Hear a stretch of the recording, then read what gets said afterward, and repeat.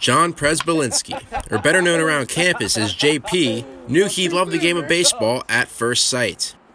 If I could take it back to a moment, it would probably be when I was in Little League, because I throw right-handed, so they had me on the right side of the plate, and I always switched my hands up on the bat to the lefty grip, and then they said, well, let's just try this, and they put me on the right side, and I switched my hands back and said, you're going to break your wrist. They said, just flip them to the other side, and ever since then, I think it almost clicked for me that, wow, this is baseball. It was playing time at first sight as well when Coach Mike Humiston decided to take a chance on JP in his freshman year, and JP never looked back. Honestly, man, it's a great deal of respect for all the coaches on the staff, from everyone. You know, they just do what they do day in and day out.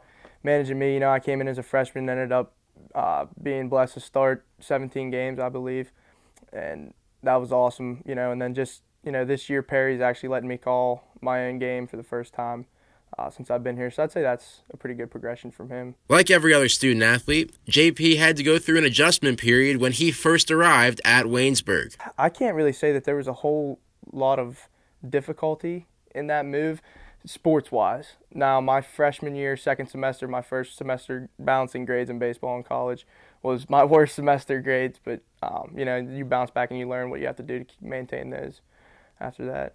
It was a heck of a Florida trip for JP. He finished with a .478 batting average and 7 RBIs in 9 games. It must be something in the water, or the air in JP's case. Honestly, man, it's just getting back into the groove of things, you know, treating that warm Florida weather as best as you can down there with the bats, especially because, I mean, you come up here and it's cold and the ball doesn't fly like it does down south for sure, but, you know, just getting back into the swing of baseball, seeing live pitching a lot, being in that game mindset. But even for a hitter like JP, you can't always be in the good graces of the baseball gods. Man, I've looked up every way in the book to get out of those things. You just have to keep hitting the ball, you know. I've been squaring some up recently, but they just keep landing in leather mitts. I can't help it, you know. Just got to keep hitting them. Sometimes it gets hard to remember that baseball is a game within a game. For JP, the mental aspect is greatly underappreciated. That's what makes baseball to me. It's all the cat and mouse games that you see in the fans don't see, but you see playing, you know, like me catching. You see a guy get a lead off of first base. The difference of him running or going is if he holds his hand still or wiggles his fingers, you know, and you're just waiting to make that call in your head. Am I throwing an outside fastball or, you know, curveball in the dirt, just based on what his hand motions are, lead after lead. Even more so, it's the attention to detail that gets an avid baseball watcher like JP going. Details that JP sees in catcher Yadier Molina's game that he wants to emulate. If I could say one player that I watch a lot and try to model after would be Yadier Molina.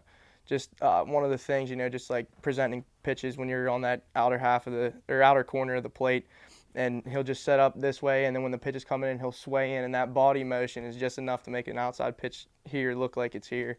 And it's just little things like that I try and pick up on. While Waynesburg's baseball team has surpassed their win total from last year already with 11, JP knows there's another level they can get to.